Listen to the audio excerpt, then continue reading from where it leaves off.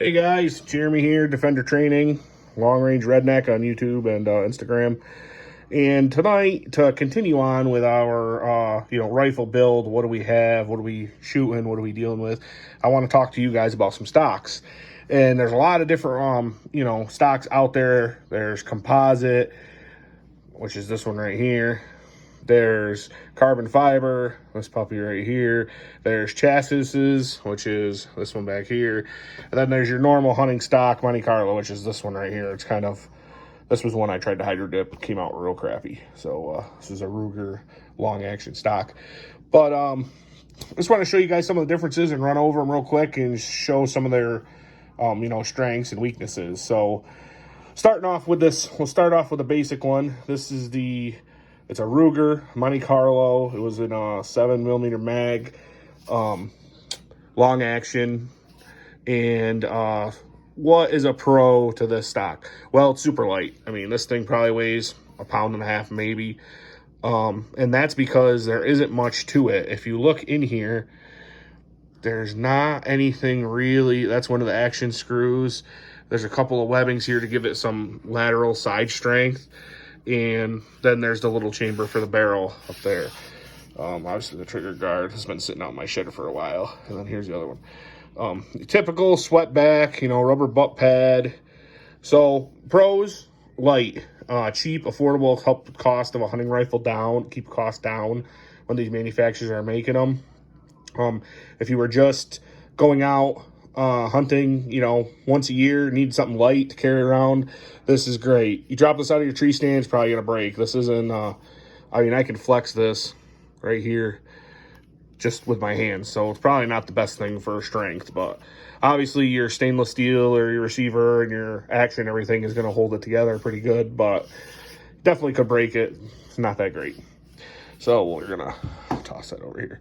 Next, this is a Bergara HMR short action chassis, and what's great about these is they're a aluminum mini chassis inside, and this one I took a bunch of material out so I could make a bigger barrel fit in here. But if you look close, those are pillars right here, right there, and then this is part of the aluminum. If you look, the aluminum runs right down through. You can see right there, you can see right there. So what it is it's a composite stock, and inside of that is a mini chassis. So obviously they set the chassis up, and then they put the jig or the form or whatever they have, and they form the composite around it. And this one I painted black, and then I did some fancy camouflage work to it when I had my B14 in it. But I kept it because it's a Remington 700 footprint, so any of these stocks that have the barrel chamber will fit the right size, or barrel channel will fit. I can drop those actions right into it and use it. Nice thing that comes on these stocks is they come with QD flush cups, which if you guys know anything about them, they're just a little push button cup. You push it, it sets it into there, and you can hook your sling to it. And it comes with one on each side here, one on each side in the front. And another great thing about having the mini chassis is, I'll show this up close to you guys, is Area 419 and a bunch of other people make these rails for them, so you can put a Picatinny rail on the front, and it bolts right into your mini chassis where your two sling studs would be. Like this is a sling stud, ka-chow, back here, sling stud. And you can slap, I can take that on my custom rifle, I can just quick connect, take that bipod off of that Picatinny mount, throw it on this one, and I'll have a bipod on this rifle. And it's easy, so if you have one rifle or one bipod with a bunch of Picatinny mounts attachments onto it, you can switch it between 3 or 4 different rifles. So that's really cool. Another thing to consider when buying a chassis or buying a rifle and what you're going to use it for is, does it come with a solid floor plate, or does it come with detachable box magazine? They call these bottom metals. So I have an example of that right here. This is a bottom metal out of the Bergara B14 HMR, and I can put this on my Origin on the bottom. It goes just like this, ka-chow, and then I can switch out my different mags in that. This one takes AICS mags. So does this one. This one has a Hawkins bottom metal on it. I can show you guys. Same thing. And what's great about that is obviously you can run magazines. So if you want to run a 5-rounder for hunting, or if you want to run a 10-round for like a PRS style competition, like I plan on running later this year, or an NRL competition, you can do that. It's all it is boom, push the button, drop the mag out, throw a 10-rounder in it. So that's pretty cool. These things alone are like 150 bucks, 120 bucks, 100 bucks, depending on what one you go with. And like I said, just makes it nice being able to swap between mags. I like mags better than a flush bottom setup for hunting. I also hunt from a stand or a shack, a heated shack, so I don't really have to worry about weight or sitting in a tree stand is their room to set my gun someplace and not have the mag catch. And to bring us to our third type of stock, this stock is a carbon fiber stocks, AG Composites. This is one of their carbon fiber hunters stocks. It's non-adjustable. It does have a Hawkins bottom metal, and I also added Area 419 rail. Actually, my buddy did. I bought this off of him. But that's got a rail so you could hook it up to your tripod and shoot it. And I also added this. Actually, he might add to that too, the Picatinny rail on the front. I think he did. He'll tell me in the comments, don't worry.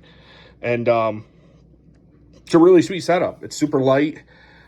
This one weighs empty, I want to say, just right around 3 pounds. The total rifle weight right now, I'd have to weigh it again, but I'd say it's about 7.5 pounds with that scope on. I want to change out the scope to a little bit of a lighter one, but I don't really need it for that big one for hunting, but works pretty good. But yeah, it's nice, it's light, it's carbon fiber, super strong, super light. It has a mini chassis in it, so if you pull the action out, you can see just like that other one, there's an aluminum chassis in it, and makes it super strong, super rigid, and super accurate.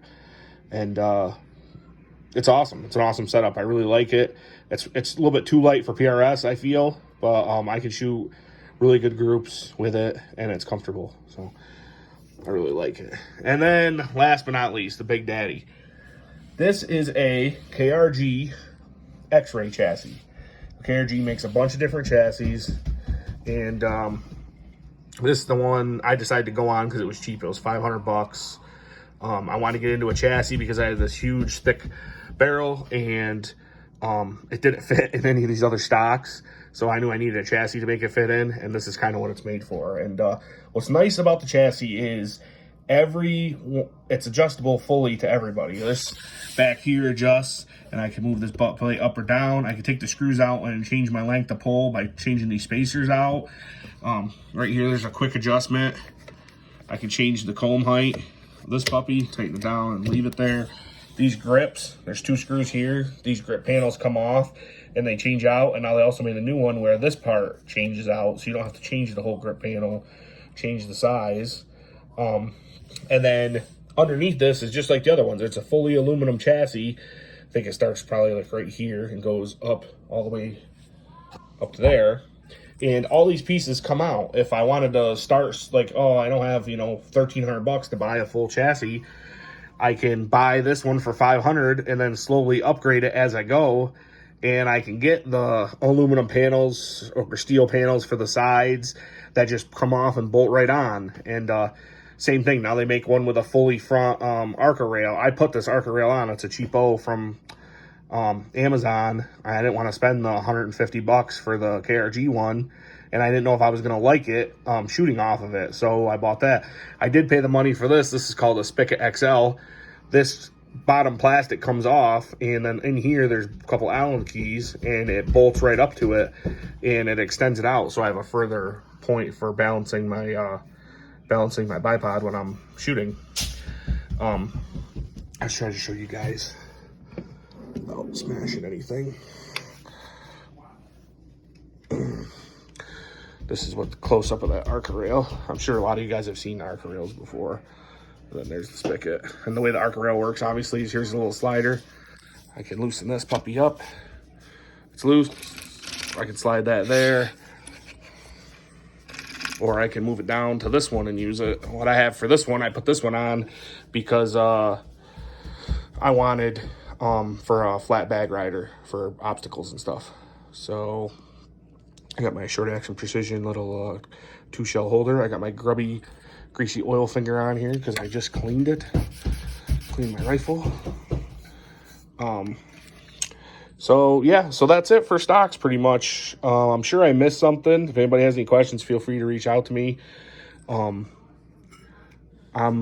pretty happy with all these. They all have their purpose. I like all of them. You know, I have a couple hunting rifles with just a cheapo Monte Carlo stock before. They shoot real decent. And another nice thing about the chassis is, depending on what one you get, there's a bunch of different stuff. You can add weights up here. They make M-lock weights up here.